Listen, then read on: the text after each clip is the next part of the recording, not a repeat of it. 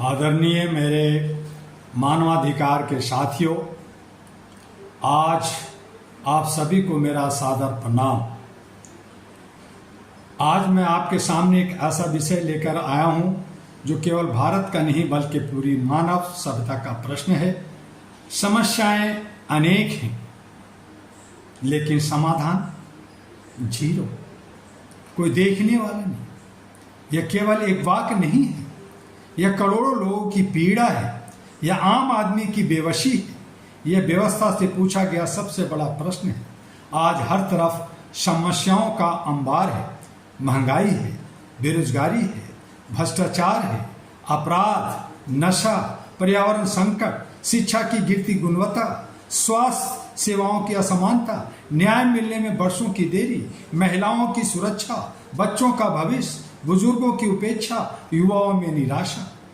प्रश्न यह नहीं कि समस्याएं हैं, प्रश्न यह है कि समाधान कहाँ है। हर चुनाव में वादे सुनाई देते हैं, हर वर्ष नई योजनाएं आती हैं, हर मंच पर बड़े बड़े भाषण होते हैं, हर दिन टीवी पर बहस होती है, लेकिन आम आदमी पूछ रहा है मेरी जिंदगी कब बदलेगी। आज दुनिया सूचना युग में प्रवेश कर चुकी है।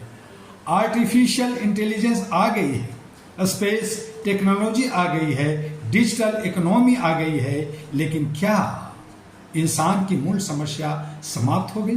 नहीं। क्यों? क्योंकि तकनीक बढ़ी लेकिन संवेदनशीलता कम हो गई, सुविधाएं बढ़ी लेकिन इंसानियत घट गई।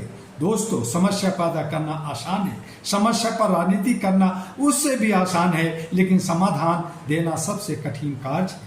आज ऐसा लगता है कि कई जगह समस्या ही व्यवस्था का हिस्सा बन गया है। समस्या रहेगी तो राजनीतिक चलेगी, समस्या रहेगी तो बहस चलेगी, समस्या रहेगी तो प्रचार चलेगा, लेकिन यदि समस्या समाप्त हो गई तो श्रेय कौन लेगा? यही सबसे बड़ा प्रश्न है। मैं किसी व्यक्ति, किसी दल या किसी सरकार की नहीं बल्कि एक सोच की बात कर रहा हूं। हमें व्यक्तियों से ऊपर उठकर व्यवस्था को देखना होगा। हमें यह पूछना होगा, क्या हमारी नीतियां परिणाम दे रही है? क्या हमारी योजनाएं वास्तव में अंतिम व्यक्ति तक पहुंच रही है? क्या न्याय केवल किताबों में है या जमीन पर भी दिखाई देता है? साथियों, मानवाधिकार केवल अधिकार मांगने का नाम नहीं है। मानवाधिकार का अर्थ है हर व्यक्ति को सम्मान मिले, हर व्यक्ति को न्याय मिले, हर व्यक्ति सुरक्षित महसूस करे, हर व्यक्ति को अवसर मिले और हर व्यक्ति को अपनी क्षमता के अनुसार आगे बढ़ने का अवसर प्राप्त हो।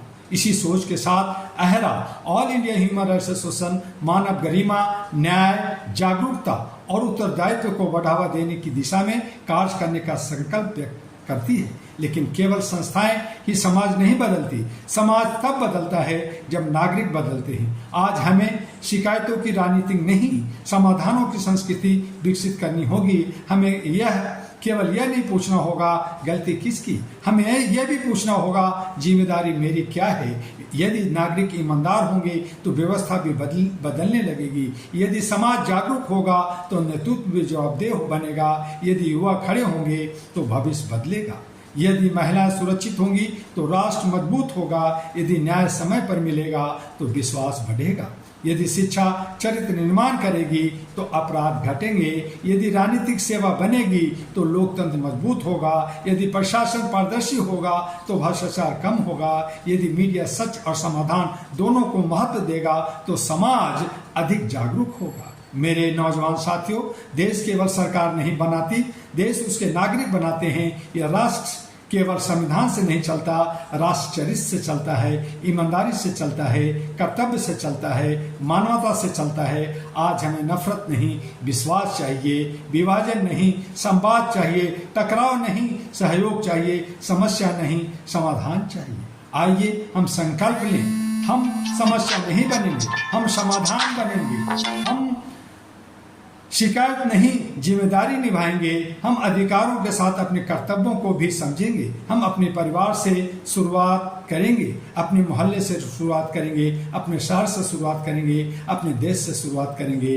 याद रखिए, इतिहास उन लोगों को याद नहीं रखता जिन्होंने केवल समस्याएं गिनाई, इतिहास उन्हें याद रखता है जिन्होंने समाधान दिए।